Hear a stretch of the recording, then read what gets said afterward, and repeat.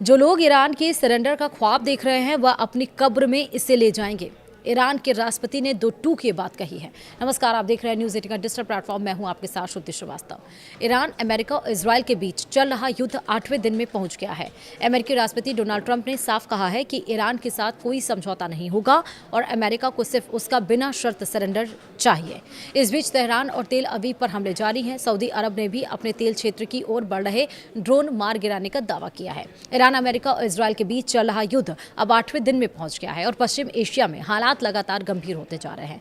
इस बीच अमेरिकी राष्ट्रपति डोनाल्ड ट्रंप ने साफ कह दिया है कि ईरान के साथ कोई बातचीत या समझौता नहीं होगा।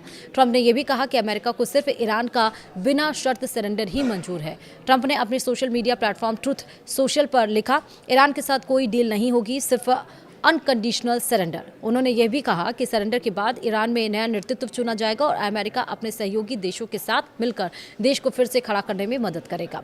ट्रंप का कहना है कि ईरान की मौजूदा सत्ता अब पहले जैसी ताकतवर नहीं रही। उन्होंने दावा किया है कि पिछले कुछ दिनों की कार्रवाई के बाद ईरान की ताकत काफ़ी ज़्यादा कमज़ोर हो चुकी है। ट्रंप ने यह भी संकेत दिया कि अमेरिका चाहता है कि ईरान में ऐसा नेता आए जो अमेरिका, इजरायल और मिडिल ईस्ट के दूसरे देशों के साथ बेहतर संबंध रखे।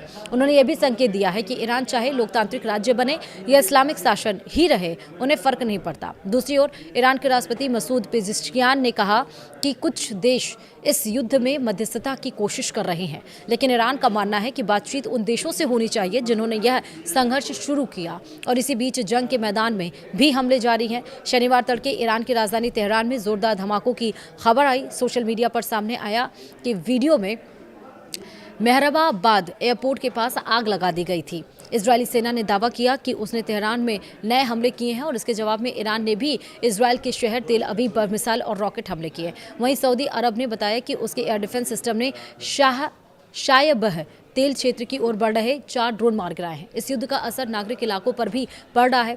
रिपोर्टर के मुताबिक कई हमलों में अस्पतालों और स्कूलों को भी नुकसान पहुंचाया गया है। विश्व स्वास्थ्य संगठन ने पुष्टि की है कि ईरान में अब तक कम से कम 13 स्वास्थ्य केंद्रों पर हमले दर्ज किए गए हैं और इधर हमलों का दौर लगातार जारी है। ईरानी नौसेना का अल दफरा एयरबेस पर बड़ा ड्रोन हमला हुआ है।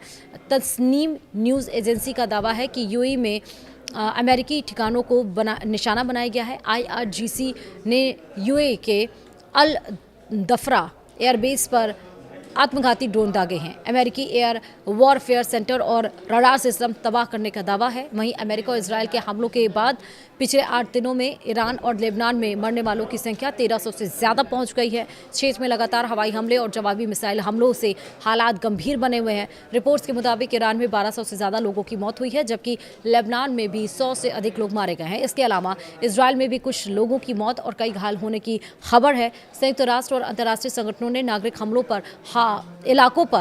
इलाकों पर हमलों को लेकर चिंता जताई और कहा है कि अस्पतालों और अन्य स्वास्थ्य सुविधाओं को भी नुकसान पहुंचा है। इसके साथ ही राष्ट्रपति डोनाल्ड ट्रंप ने अभी तक का सबसे बड़ा हमला करने की चेतावनी भी ईरान के ऊपर दी है और ये भी कहा है कि ईरान अब कोई मजबूत देश नहीं बल्कि कमज़ोर देश हो चुका है। वीडियो में इतना ही। नमस्कार।